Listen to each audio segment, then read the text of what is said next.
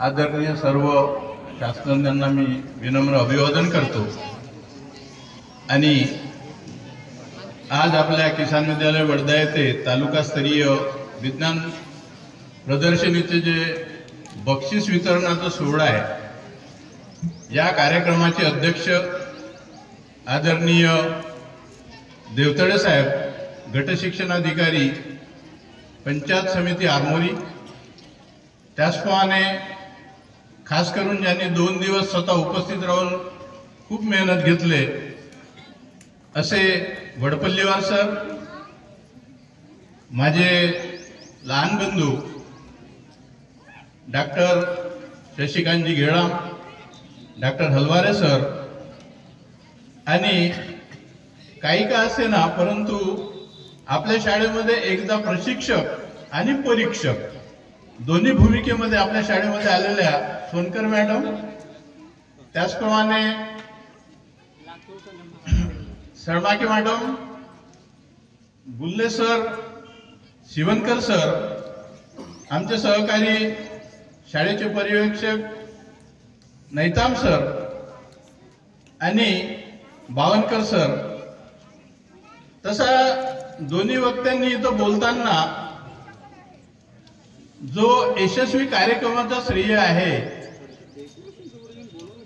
तो माझ्याकडे क्रेडिट जास्त जात नाही, त्याचे पूर्णपणे क्रेडिट आहे मी नेहमीच माझ्या शिक्षकांना यंग ब्रिगेड असा शब्दप्रयोग वापरतो। त्यामुळे माझे विद्यार्थी सुद्धा तेवढेच हिरिरीने होते, जे स्वयंसेवक होते, हा सर्व क्रेडिट माझ्या यंग ब्रिगेडला, माझ्या विद्यार्थ्यांना, त्यांना जातो। आणि या ठिकाणी आपल्याला सोनकर मॅडम किंवा हलवारे सरांचा मार्गदर्शन जर मिळणार नसेल, मी जरी सेवानिवृत्त होईन तरी परंतु मी माझ्या यंग ब्रिगेडला सांगू इच्छितो की इंग्रजीच्या बाबतीमध्ये एकदा तरी मॅडमला बोलवा। तुम्हाला जर नाही म्हणतील तर मी तयार आहे बोलवण्यासाठी। त्याचप्रमाणे हलवारे सरांना सुद्धा आपण त्यांचं मार्गदर्शन एकदा तरी घ्या। आपण आयुष्यामध्ये नेहमी कुठं जाणं आवडेल तर पुणे मुंबईला, नोकरी असो, जॉब असो, स्थायिक व्हायचं कुठं, तर आपल्याकडे एक हॅट झालेला आहे पुणे मुंबई। सोनकर मॅडम आहेत मुंबई टू आरमोरी असा त्यांचा प्रवास आहे। आणि इंग्लिश मीडियमचे विद्यार्थिनी मुंबई सारख्या शहरात वाढल्या आणि विवाहानंतर आरमोरीत आल्या आणि एवढ्या रुळल्या आणि त्यांचा इंग्लिशवरचा कमांड एवढा जबरदस्त आहे, मी अनुभव घेतलेला आहे।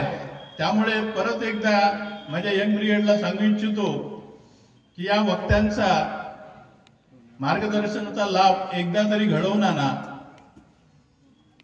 यानंतर आपल्या देवतळे सरांनी आपल्यासाठी खूप असं मार्गदर्शन केला आणि अगदी कमी दिवसात, म्हणजे अगोदर मला काही वेळ मिळाली नाही आणि सरांनी येऊन हा कार्यक्रमाचा लवकरात लवकर आयोजन करायचं आहे असं सांगितले। मला वेळ कमी होती तरी परंतु नैताम सर, आम्ही आणि सर्व शिक्षक वृंद यांना आम्ही जबाबदारी सर्व वाटून दिली आणि कमी वेळामध्ये त्यांनी खूप चांगला असा कार्यक्रम बसवला आणि त्यामुळेच माझी यंग ब्रिगेड खरंच कौतुकास पात्र आहे। विद्यार्थ्यांनो, बाकी तर आमचे अजूदादा झाले, वडपल्लीवार सर झाला, खूप असं चांगलं मार्गदर्शन केलं आपल्याला। मला थोडा बोलायचा त्रास पण आहे, त्यामुळे थोडक्यात घेतो मी। आता ही विज्ञान प्रदर्शनी झाली त्याबद्दल आमच्या घेळाम सरांनी तुम्हाला सांगितले की थोडे आपण कमजोर आहोत, परंतु तुम्हाला बोध घ्यायचा आहे। असे म्हणतात की अपयश ही यशाची पहिली पायरी आहे। त्यामुळे आपण जरी थोडे बहुत असो, आता ज्यांना 1, 2, 3 नंबर आला ते तर अभिनंदनास पात्रच आहेत, पण ज्यांचा नंबर आलेला नाही ते सुद्धा प्रमाणपत्राच्या रूपानं का असेना पण प्रोत्साहन आहे. पुढच्या वेळेला असा प्रयत्न करायचा आहे आपल्याला की याहीपेक्षा काहीतरी आपल्याला सुंदर करता येईल का. आता तो कोणत्या याच्यातून विचार करायचा तर विद्यार्थी आणि विद्यार्थिनींनो आपण भूमिती शिकतो बरोबर आहे ना. त्रिकोण किती कोण असतात. चौकोनाला पण असाही एक आहे दृष्टिकोन. काय असतो त्या दृष्टिकोनाला असंख्य कोण असतात. किती कोण असतात. ज्या अँगल मधून विचार कराल त्या अँगल मधून कोण तयार होत जातात आणि त्याचा उलगडा करत करत आपण आपलं आयुष्य म्हणजे जगायचं आहे. आणि असा काही पॉझिटिव्ह दृष्टिकोन ठेवायचा. वैज्ञानिक दृष्टिकोनही ठेवा.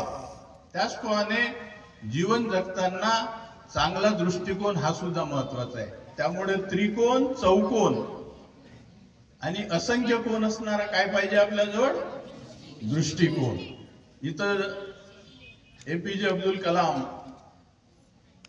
यांचा फोटो आहे. ते माजी राष्ट्रपती आहेत. अतिशय सामान्य कुटुंबातून त्यांनी एवढा मोठा प्रश्न निर्माण केले. जागतिक दर्जाचे शास्त्रज्ञ झाले. त्यांच्याबद्दल फक्त एक उदाहरण सांगतो आणि नंतर थांबतो. ते ज्या संस्थेमध्ये काम करायचे त्यांना कुटुंब नव्हता. पत्नी नाही बाकी काही नाही. आता गंमत अशी सायंटिस्ट लोक जसा शाळेचा हेडमास्टर शिक्षकांना जेव्हा कामाचा बोजा जास्त देतो त्यावेळेला त्यांच्या चेहऱ्यावरचे हावभाव बदलतात. असाच एकदा काय झाला कारण त्यांना वेळेचा बंधन नसते. आम्ही जसं 11 ते 5 ची शाळा सायंटिस्ट लोकांना तो विषय राहत नाही. हे प्रमुख होते. एका आपल्या असिस्टंट शास्त्रज्ञाला सांगितले की आज तुला रात्र 11 वाजेपर्यंत सुट्टी नाही. ते काहीतरी बरडत निघून गेले. त्यांना राग आला त्या सायंटिस्टला. याला काय आपल्या मराठी भाषेमध्ये खेडूत भाषेमध्ये याला बायका पोरं नाही याला काहीच नाही. त्याच्यामुळे याला काय कळणार कुटुंब काय असते. डॉक्टर कलामांच्या लक्षात आला की याच्यामध्ये काहीतरी पण आहे. त्यांनी आपल्या एका असिस्टंटला बोलवला आणि जाऊन विचारला की आज हा जास्त वेळ देण्यासाठी का तयार नाही. थोडं त्याचा माहिती काढ. त्यांनी गुटपेटमध्ये गेले. त्यांनी सांगितलं माझं नाव वगैरे नको सांगू जाऊन गुटपेटमध्ये माहिती काढ. त्या असिस्टंटनं माहिती जेव्हा काढला त्यावेळेला कळला त्यांना की आज सायंकाळला त्याची पत्नी आणि मुलं यांचा आग्रह होता की आज आपल्याला मार्केटिंगला करायचं आहे. त्यांनी येऊन जसं सांगितला तसेच APJ अब्दुल कलाम साहेबांनी आपली गाडी काढले. स्वतः ड्रायव्हिंग करत गेले आणि थेट त्याच्या घरी पोहोचले. त्यांना नाव माहित होता परंतु एवढी मोठी व्यक्ती घरी कशी काय आली आश्चर्य वाटला. त्यावेळेला त्यांनी सांगितले की तुमचे मिस्टर खूप महत्वाच्या कामात आहेत. त्यांनी मला म्हटले की साहेब तुम्ही खालीच आहात म्हणून तुम्ही माझ्या फॅमिलीला घेऊन मार्केटिंगला जा. आणि त्यांची फॅमिली घेऊन ते मार्केटिंग करून आणले 2-3 तास आणि चुपचाप येऊन आपल्या ऑफिसमध्ये बसून गेले. हे जेव्हा रात्र गेले नाराजीमध्ये आणि पत्नीला म्हणतात काय सांगू आमच्या कामाचा व्यापच खूप मोठा. तुला मुलांना नाराज करावा लागला. मी मार्केटिंग नाही करू शकलो. त्यावेळेला ती पत्नी म्हणते कसं का तुम्हीच तर पटवले कलाम साहेबांना. ते आश्चर्यचकित झाले. म्हणजे किती विधायक दृष्टिकोन होता कलाम साहेबांचा. म्हणूनच म्हणतो की आयुष्यामध्ये तुम्ही दृष्टिकोन खूप चांगला ठेवा.